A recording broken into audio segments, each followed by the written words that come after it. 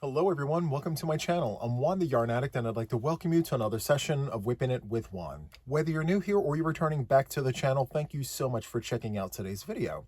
These Whipping It with Juan sessions are sessions where I sit back, I work on my whips while I talk to you about all the things. I become your crochet buddy for about 45 minutes to an hour, so if this is of interest to you, feel free to sit back and enjoy the video. Before we get started, please remember to hit the like button, consider subscribing to the channel if you haven't done so already, and then of course share the video. I would definitely appreciate the support. So the question of the hour for this session of Whipping It with Juan is, what is on the hook? And per usual, I have a handful of projects here. I showcase them. I'm going to pick one and then we'll get started. So to start us off, I have this granny square and I'm running 2 yarns together, all big twist for the yellow, and then various colors from stash. And I brought the basket here to show you. I'm just choosing colors from stash to run in this blanket. And I have my skein of safety yellow nearby. Where are you? Here it is. So I'm running those yarns in the basket with this, and I'm working it up with an 8mm US letter L prim hook. I showcased this square a few months ago, I believe, during one of the Whipping It with Juan sessions. Since then, it's been in timeout, so I'm pulling it back out of timeout. I'm going to start on this yet again. So the second project that I have here to show you guys is just your standard double crochet back and forth, 40 inches across, and I'm changing colors every 3 rows, all double crochet. Super, super nice. And I'm working this one up with a 7mm prim hook. It's their version of the US letter J. So there is that hook, okay? And I am trying to stick to all loops and threads soft classic yarn for this particular project. If I'm unsuccessful, I will definitely hop into what yarn I do have. I just need to make sure that I have enough yarn to go back and forth 3 times. And what's really nice about this is it's all double crochet. There really is no thinking to this. I can just put the yarn to the hook and go. Super, super nice.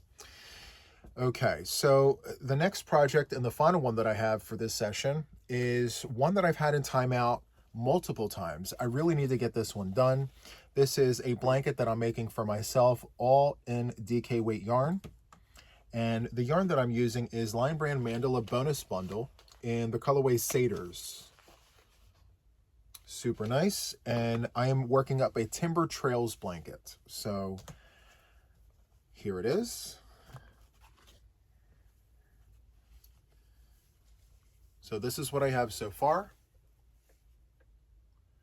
Very, very nice. And this blanket has been in timeout several times just because, one, it's taking a lot longer than usual to work this up. It is all in DK weight yarn, and I am using a 5mm crochet hook, which, I mean, it is the suggested hook size for the yarn, but smaller stitches take a lot longer than bigger stitches. So as far as where I'm at with this blanket here, I have just this little bit left of the bonus bundle. So this all is still the very first bonus bundle. Actually, wait a minute. Let me see. Yes, this is all one bonus bundle. And the bonus bundle comes with 1,181 yards. So it looks like a lot, but I feel like the further out I go, the more yarn it's going to require in order to really grow it out. So as per usual with most blankets, your center piece of the blanket grows quickly. So I assume that putting this cake on this blanket probably won't grow it out as far as it did for the first one. So there's that. I think to get us started, I'm going to jump onto my 4-weight 2-ply granny square. I think that's what I'm gonna get started with. So let me get the material ready here. So I'm gonna run my safety yellow, and then I need to pick a color here. So I think, let's see, we have a denim blue here, just one round of denim blue. And to offer some contrast, I may actually run fuchsia with this. So let's go ahead and get fuchsia on here.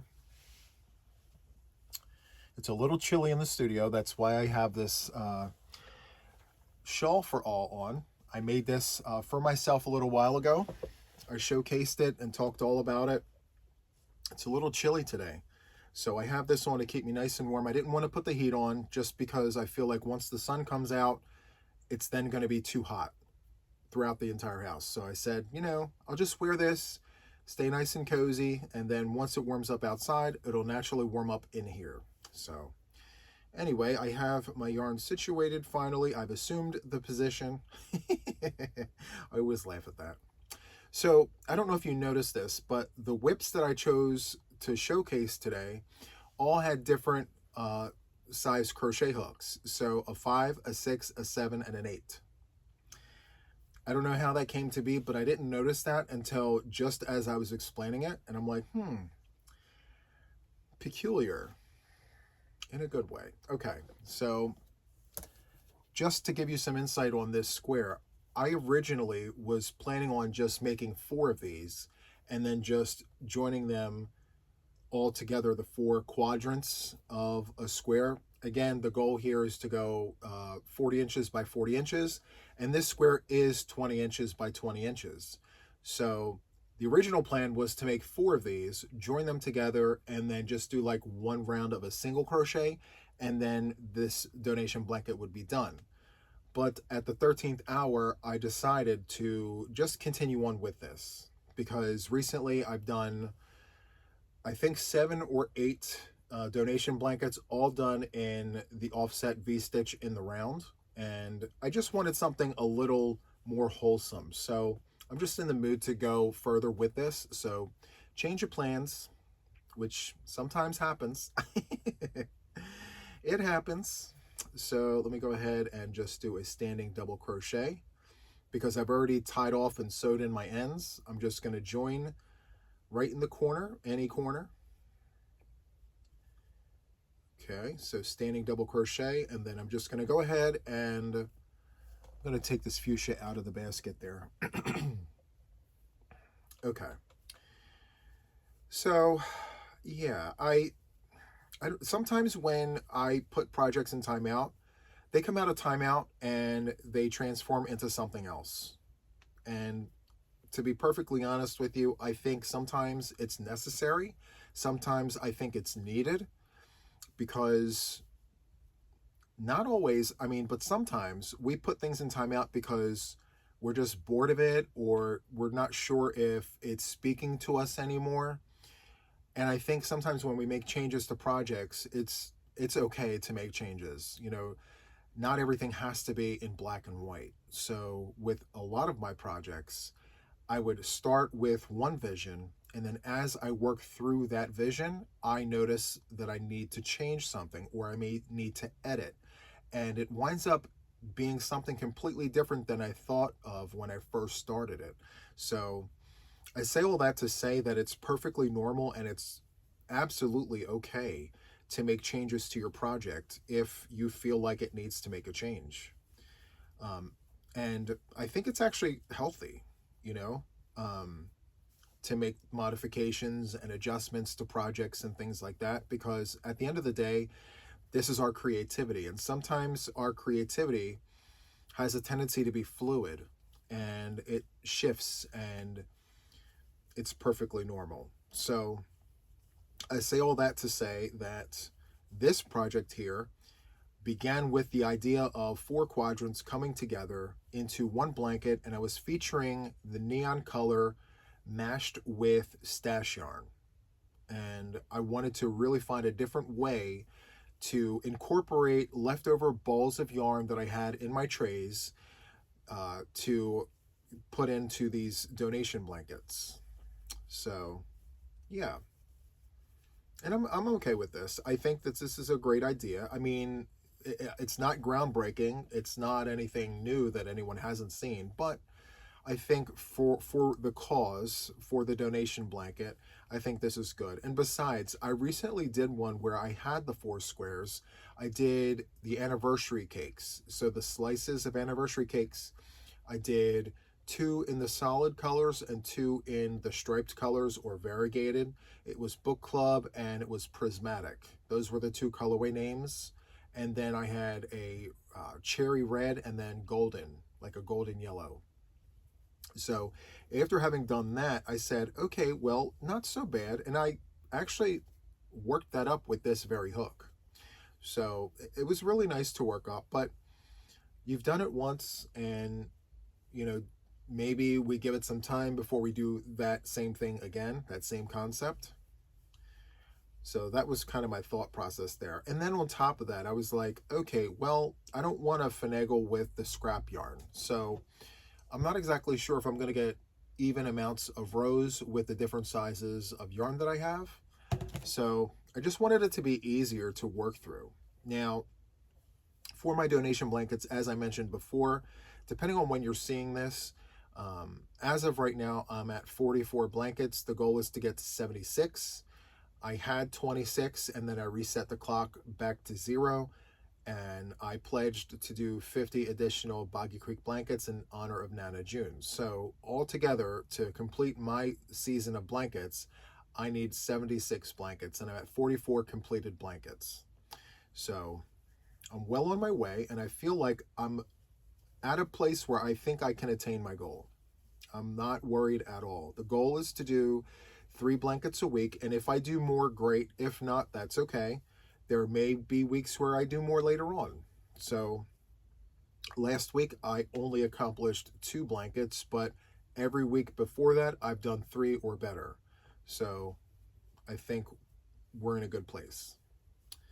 So the goal for me is to have all of mine done by December 31st.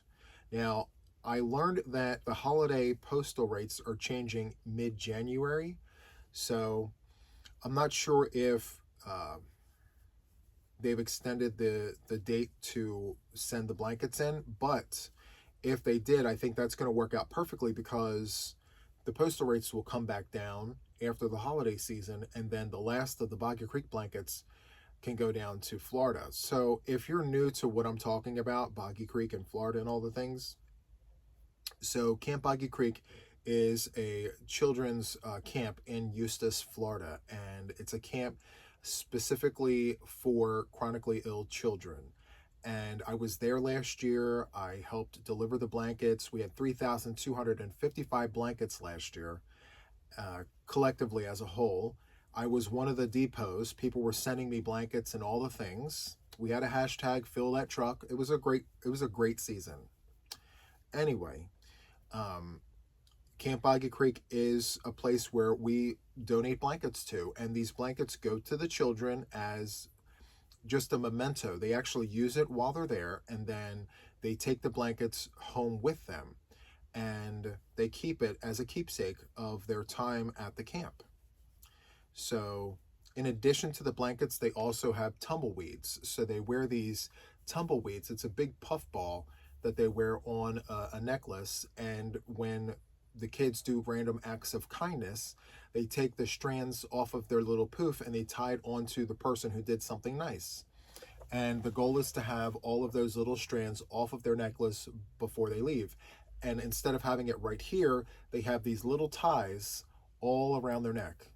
And that's kind of like the goal. So we're also making tumbleweeds, which I believe there are multiple tutorials on how to make these tumbleweeds for Camp Boggy Creek. So anyway,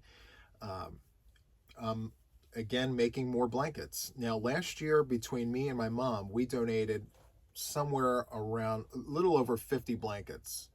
But then again, I had my mom's help. So this year, I'm flying solo, I'm doing it alone, and I'm really, really gunning towards that magical number of 76. Since I'm not delivering blankets this year, I'm literally doing tutorials for designs and giving all the viewers ideas on different kinds of blankets that they can crochet for the kids.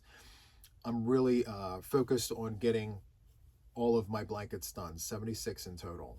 So, yeah, well on my way. And I think I'm going to have a good week this week, because luck of the draw week number 10 is this week. So the last week for luck of the draw, the number gets picked on Thursday. So I'll put the finishing touches on my projects for luck of the draw, which I do have 2 Boggy Creek blankets, I believe.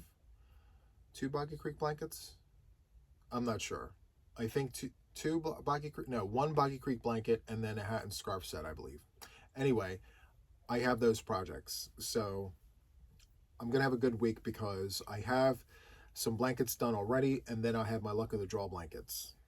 And with any luck, I'll have this one done by Friday. So the reason why I'm giving myself until Friday is, as of the date of this video, depending on when you're seeing this, Friday are my podcast days. So I gather everything that I've done for the week, and then I present it on Friday. And I just do kind of like a weekly recap. I talk about, everything that I've done. I'm going to show all the things. I do my WIPs. I do my finished objects. Any acquisitions that I picked up throughout the week, I showcase that on Friday. So I've come to really, really enjoy my podcasts. Like, I liked them before, but now I love them. Like, I love doing the podcast episodes. It gives me a sense of organization because I know, like, I have something to work towards. So once the podcast is aired, my week is now reset. So Friday night, while the podcast is playing, I'm now resetting for the next week. And so Saturday is the beginning of the week for me. So I start making more blankets. I start organizing patterns, design ideas, and tutorials, and all the things. So yes, my podcast is basically my weekly marker of, okay, this is the end of the week, and now here's the beginning of the week. I love that. So yeah. Now, for the last couple of weeks, I haven't put out any stitch tutorials, or any tutorials for that matter, because I'm actually designing the crochet along for the fall. I'm designing and I'm crocheting at the same time. I'm recording, I'm writing the pattern, and so my focus is really on that as of late.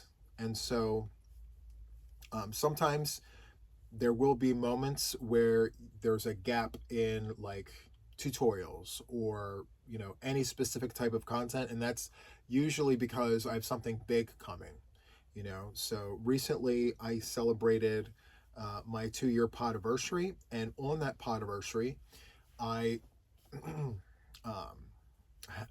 had this goal of having my shawl done. So not shawl, my poncho. So I was able to get that done, but I rolled it out to the members of my channel first, and trying to get that completed on time and everything else like that. It was a challenge, but such is life. You can only do what you can do. But my new poncho is finally on the books. We're recording all the content for that. That's going to roll out. I'm very excited about that. So it's called the Canyon Drift Poncho. And I've been wanting to do a poncho for my channel, for the viewers, for over a year now. And there's always something, whether it be another tutorial or, content that I have already been working on that needed to be released beforehand. So it always sat on the back burner. And so finally, I said to myself, enough is enough. I need to do this poncho because I want it for myself. And so, yeah, got the poncho done. I showcased it. I showed it. It's a really nice poncho. I used James C. Brett Marble Chunky, and it took 7 balls. 7 balls of James C. Brett Marble Chunky. So I had 6 to begin. So I'm doing it in I did it in a Clint Eastwood style, like a Serap type thing. So each side, each panel was given 3 balls.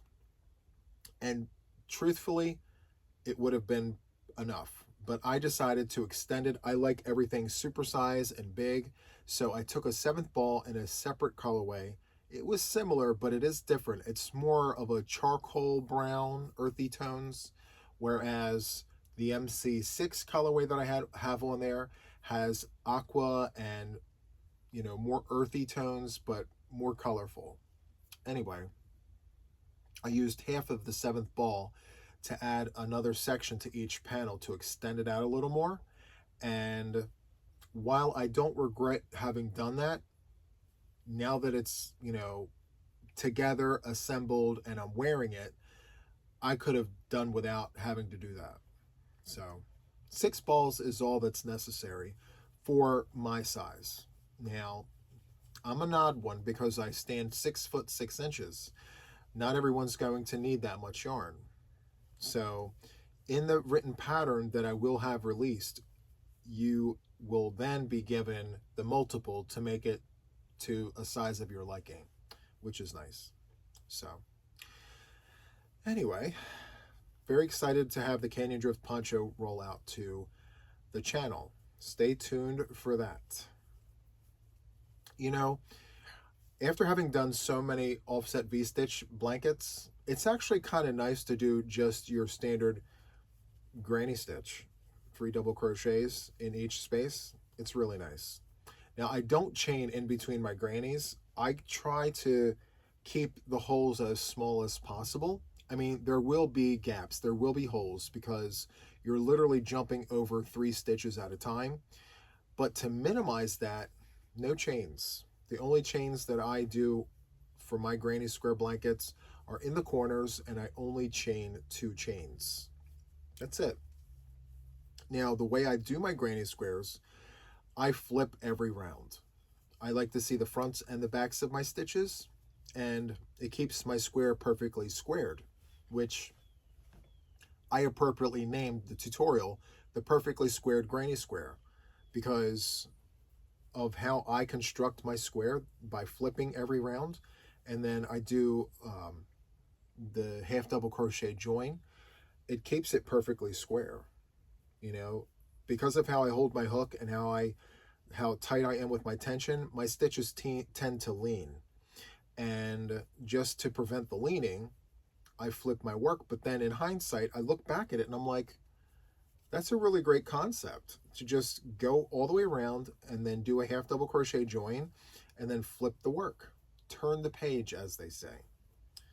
So I've come to really enjoy it. And then I have this other concept where it's not a construction concept, but I do a 2-bit granny. So we do a perfectly granny square, we flip every round, but then we change colors every 2 rounds, which is nice, because the further out you go with your work, I mean, eventually you're going to be bored of the color. I mean, depending on how big your blanket is, you know?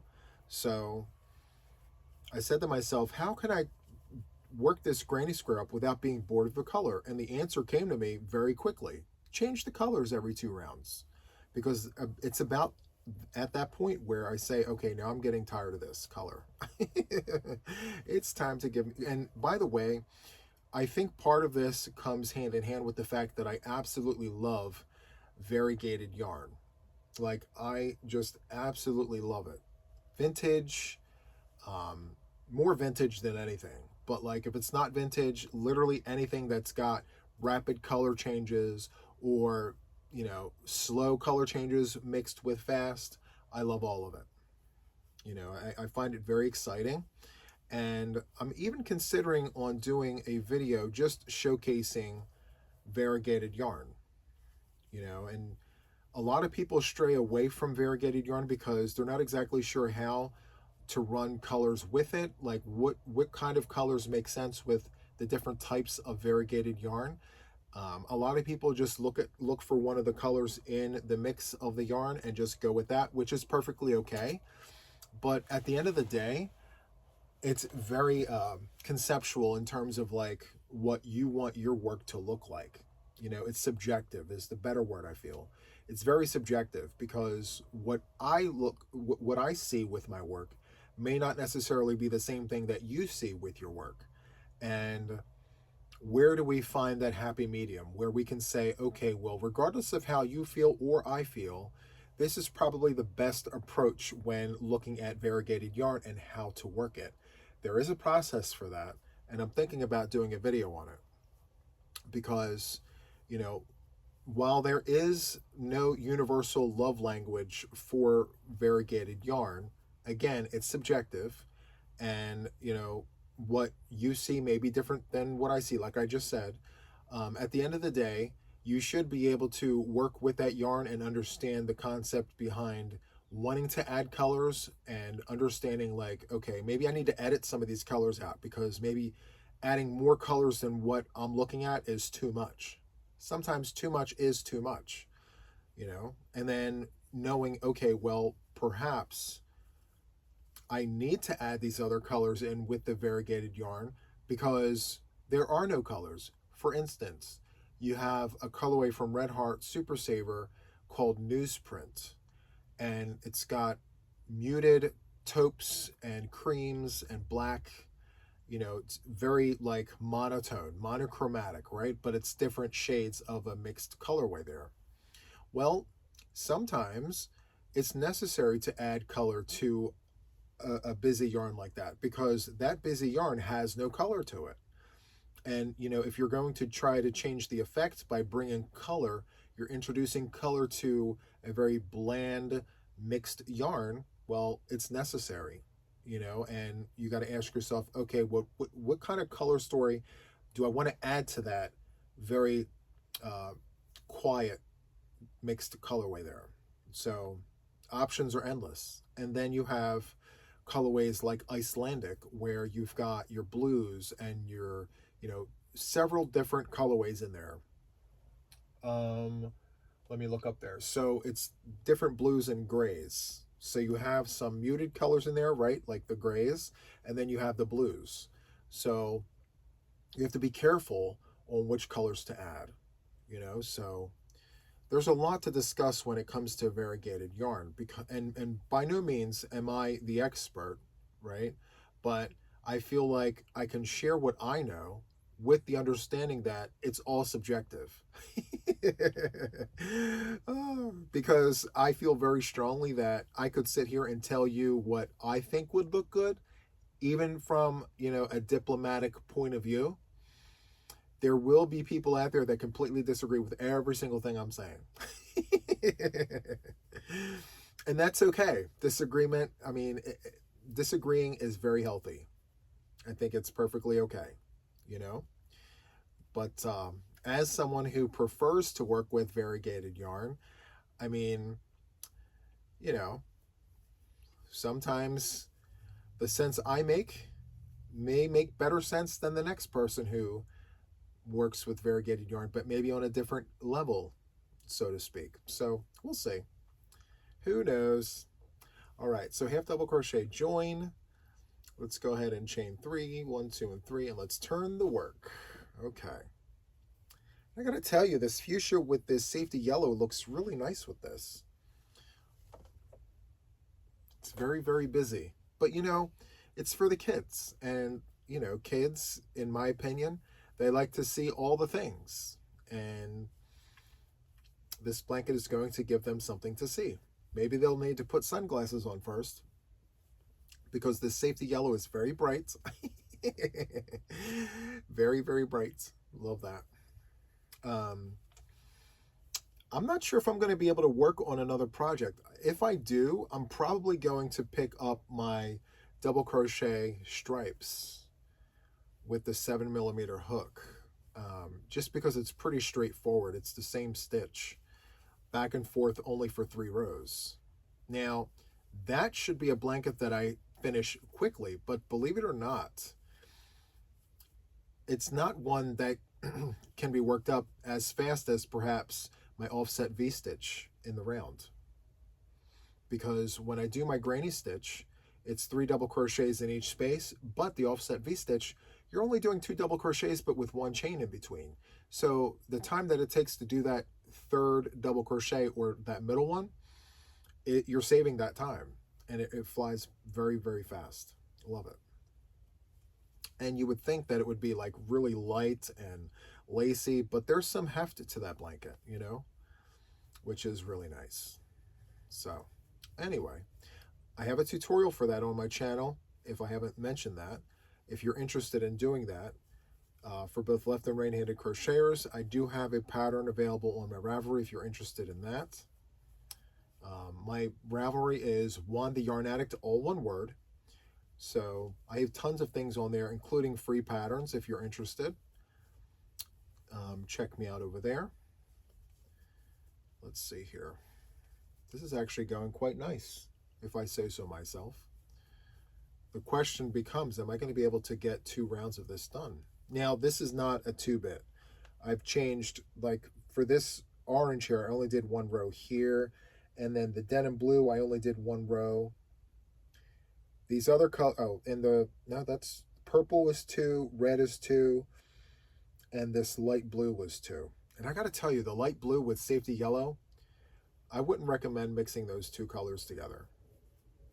And I can tell you from personal experience, I just don't like how they look. It makes the light blue look dingy. It does. It makes it look dingy. Maybe not from afar, but like up close, it looks like a color that it's not supposed to be. I'm not sure. I don't know. Anyway, again, it's subjective. What I may see might not be what the next person sees, and I accept that, which is why I continued going. I said, it's not for me. So, yeah. Now, I spoke about this yarn on my table, on my desk here, on this morning's live. So every Monday morning, as of right now, I haven't changed the date yet, depending on when you're seeing me. Monday mornings, I go live super, super early in the morning for the international viewers. And I mentioned this yarn. It's a Stenley Muffin Tweed, and it's unplied yarn, and it's got a bite to it, right? It's not like the softest of yarns by any stretch of the imagination. Surprisingly enough, it's got silk in it, it's got superwash merino, and it's got a big bunch of acrylic in it. Anyway, I've attempted to work on this particular yarn a year ago, and I still have the tag here. And each and every time that I went to go work with this yarn here, I've had issues where I would lose one of the strands, it would get knotted up. And I mean, my experience with the Stenley Muffin Tweed is not a positive one as of right now, but I'm looking forward to turning the frown upside down. So I'm not exactly sure what I need to do, but I'm not giving up on it because I absolutely love how that red goes into a chocolate brown. And I think what I'm going to do is put some play yarn to a hook. I call it my muslin yarn. So I don't know if you can see it, but down here where my finger is, that is Red Heart Super Saver Aran, like an off-white colorway. I use that yarn to write patterns, and I create designs with that, just because it's a particular colorway that I can see every single thing that I create, you know, and it's my go-to yarn for pattern writing and designs. Anyway, I may go to my muslin yarn and create something for that. We'll see. I've been very ambitious as of late. I've been wanting to do all the things. I've now officially incorporated knitting into my podcast for Fridays. So there's a portion of my week where I sit and I focus on knitting, and then I showcase that on Friday. So like this morning, I discussed on the live some knitting patterns that I'm very interested in.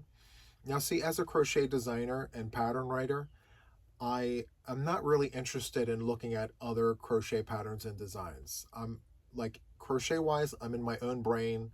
My creative juices are flowing. You know, I don't need inspiration from other pattern writers and creators because I have my own library of vintage books and vintage recipes and things from decades and decades ago. That's where I source my inspiration from. But when it comes to knitting, I absolutely love going on Ravelry, looking at all of the designs, looking at all the patterns. I love pattern shopping. I'm very, very big on that. In fact, last night I fell asleep. I fell asleep shopping for patterns for shawls. So I caked up some yarn, and I'm very interested in making a shawl for me for the fall. And it's this colorway right here. Now, Sunday morning I did a live and I demonstrated how to cake up this yarn using a tabletop swift and a ball winder. And we did all that on the live. I did 5 cakes. I did 4 cakes of that colorway and then a 100% baby alpaca yarn called Jack Frost. Beautiful, beautiful blue colorway. So, yeah.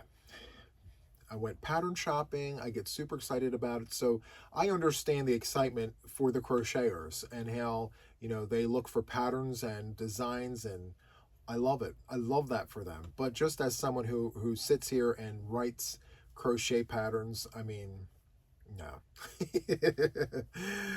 I said, I got to find that excitement, and the excitement I find for myself is through those knitting patterns. And so, yeah, I discussed it this morning, and I have finalized the decision on one of the projects that I'm going to embark on. I recently made a purchase at Aberdeen's Wool for their pickle jar. So in the pickle jar are these mini skeins, these little fingerling mini skeins. I'll show you what it looks like. It's right here. It's a pickle jar kit. So this pickle jar kit comes with all the yarn that you need. It comes with knitting needles. It comes with 2 recipes. You can take your pick, and everything that you need comes in one box, right? And so I'm very excited. This is from Aberdeen's Wool. Tangled Poets is what it is, and I'll show you the recipes here. So you can find these on Ravelry for free, by the way, the actual recipes. So you can do the bias scarf is one of the options. Bias scarf. Beautiful, beautiful colors there. I think for me, I'm actually going to eliminate all of the pink, and I'll work with everything else that I have. And the other one I have here is a striped cow recipe. That's the other one right there. Now, 2 years ago, I purchased a countdown box, 2 of them actually. And in those countdown boxes were these fingerling skeins of yarn. So if I eliminate the pink, now I'm going to keep this Barbie pink. I do enjoy that colorway. I don't really care for the muted pinks.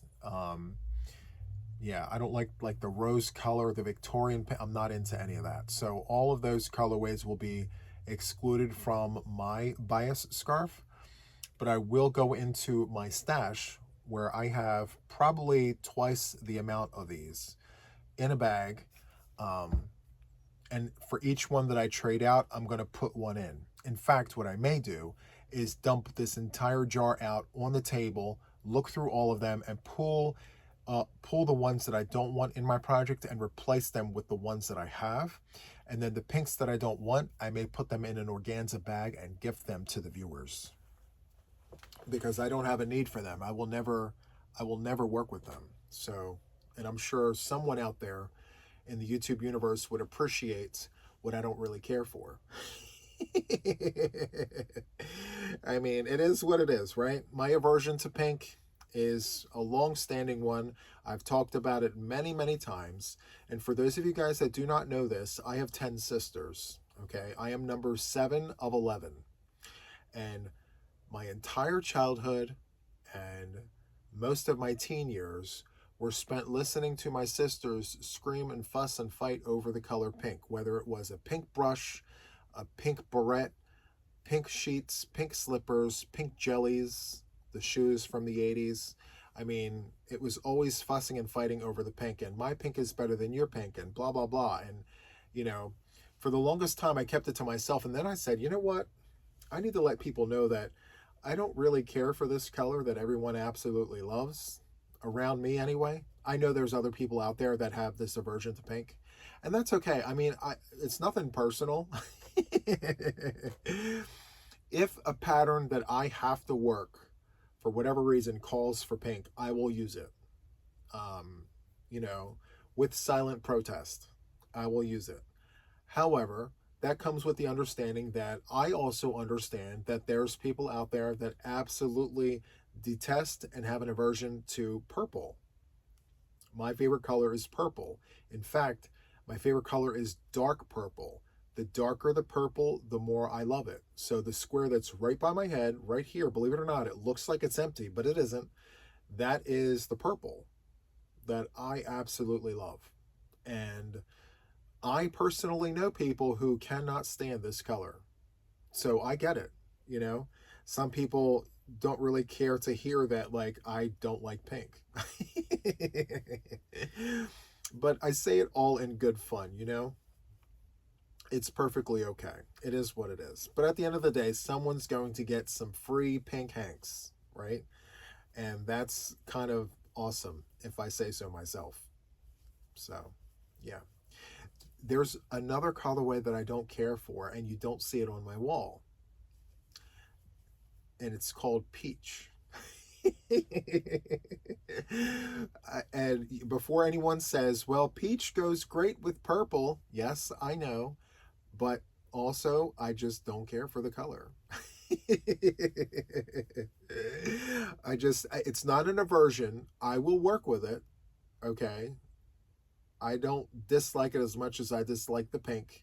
It's just preference. And the funny part about it is I really like orange. I love all the shades of orange, but when you get into those peachy tones, no. There's nothing psychological connecting me to my distaste for the peach. I just don't really care for the color. I don't find it fascinating. I don't get excited about it.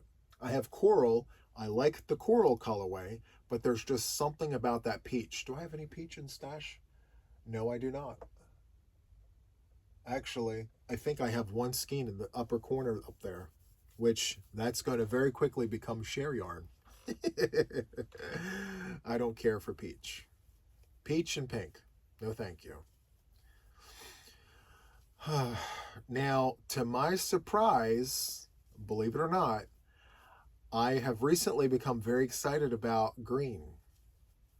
I don't know why, but I recently put green projects on the hook and I absolutely love it. I have no idea where that even is coming from, but I'm here for it. So one of my luck of the draw projects is this whole green sequence of colors. So I recently went to Michael's and I said to myself, I want to do another luck of the draw 12 project. Now, when it comes to luck of the draw 12, you can literally do whatever you want. You can make a bag, a sweater, a blanket, doesn't matter, scarf, hat, whatever. I said to myself, I want to be able to work with a series of the same color. What does Michael's have available right now? And so I'm looking at their stash, what they have available. And the only colorway that they had 5 color options within the same color family was green. They had 5 available shades of green. So I went ahead and I bought 2 skeins of each of these 5 colorways. And then I needed a neutral. Instead of going, with my gut instinct, which was an off-white or something like that, I said, why not go rogue and go the other direction? So I chose dark charcoal. And I got to tell you, it's working up amazingly beautiful. I absolutely love all parts of it, micro fringe and all. I'm loving it. So I can't wait until the numbers for week 10 are drawn, and then I can get the rest of it put onto the work. Now, I mentioned this before, when it comes to that shawl, once week number 10 is on there, I'm going to measure it. And if it's not as big as I want it to be, I need to make a decision. Am I going back to weeks 1, 2, and 3, or do I just do a repeat of the sequence that I currently have and maybe go back through that sequence once more, or just repeat the weeks that I need until I get the size that I'm looking for? So I have decisions to make, but I do know for sure that the hat 100% will be exactly the length that I need it to be. I've been measuring it week in and week out. I'm looking for 12 inches from the crown all the way to the bottom because I'm folding it and I'm making this wide brim. I'm obsessed with those. I mean, I don't know if it's just because of winter coming and I want to make sure that I stay warm, or just from an aesthetic point of view. Like, to me, I look better with those wide brim hats as opposed to, the beanies. which, I mean, I'm not opposed to making beanies. I actually like making them. Just for the size of, you know, my head and everything else like that, I just prefer to wear a hat, you know. I actually like hats more than beanies. So, but I will do beanies until the sun comes down and all, you know, however you say that. Like this is a beanie here. This is the dappled wake beanie. And that actually comes as a pair, the written pattern. It comes with a, I can't think of the name of it right now, but it's like an infinity scarf that you also wear as a hood. So it's one of those. And again, I talk about something and I completely spaced out and forgot what that's actually called. What is that called? The minute that this is over, it's going to come to me. I don't know. But anyway, it's a two-piece project, and the infinity scarf hood situation matches that beanie. So I'm not opposed to making beanies. I absolutely love making beanies. They're faster, they're fun, but I also like making hats, especially right, you know, out of summer into the fall. That way I have a nice little stack of hats that I can wear for the winter. I have one right here that I recently did in a vintage solid yarn. It's a blend between wool and acrylic. Absolutely beautiful. This is a super bulky number 6, and I worked this up with a 9mm crochet hook. Absolutely gorgeous. I love it, and what's more is I love how it looks on me.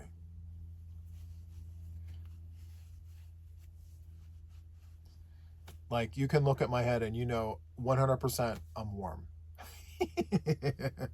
There's no question or shadow of a doubt. You know exactly that. Like, what you see is what you get. I'm going to have a very warm forehead, warm ears, and then the back of my neck is going to be nice and warm. This is definitely made for the winter. Now, I'm not sure what the weather's like in your neck of the woods, but in the northeastern sector of the United States, it gets really, really cold in the winter. As a matter of fact, most of North America gets very, very cold in the winter, like 0 degrees and below. It gets very cold here. So just to be on the safe side, you know, you have these wide brim hats for extra insulation. It's really nice. So, yeah. I think what I'm going to do is get to the corner because I don't like stopping mid round, if that makes any sense. So what I will do is go to the corner, and then we will call it for this session of Whipping It with Juan. I got to tell you, I put a call out there recently. Was it last week or the week before? I can't remember. But I put a call out there asking the viewers if you guys were interested in having more than one Whipping It with Juan session. And overwhelmingly, I got a yes. Like, I didn't even have to put a poll out. I think I was in the middle of a live, and literally every single person that was in that live said, yes, Juan, put another one out. You know, it doesn't have to be just one a week. Just do another one. Because, I mean, I'm almost positive every single person watching me to this point right now would agree when I say it's very lonely crocheting. You know, it's not something that we do with crowds and crowds of people each and every time we sit down with a hook or needles. So it can be very lonely, and to just have somebody listening in, you know, or I'm sorry, babbling away while you're listening in, you know, it's great company. And I mean, on the contrary, I think that if I weren't sitting here recording, talking to a camera, I would still be sitting here by myself quietly crocheting. So yeah, I absolutely love the idea of wanting more than one of these a week. And I think what I'm going to do is, for sure, like, by the way, not sure if you guys have recognized this at this point, but if you're new to the channel, on Mondays is when I drop my first Whipping It with Juan. So every Monday, this is when this drops, and then the second one will be peppered at some point in the week. But for sure, every Monday, there will be a Whipping It with Juan session, unless I decide to change it up. But it's been that way for such a while now. Like, I want to say a few months. It's been like this. Every Monday I would drop a Whipping It with Juan on a Monday. So I love that.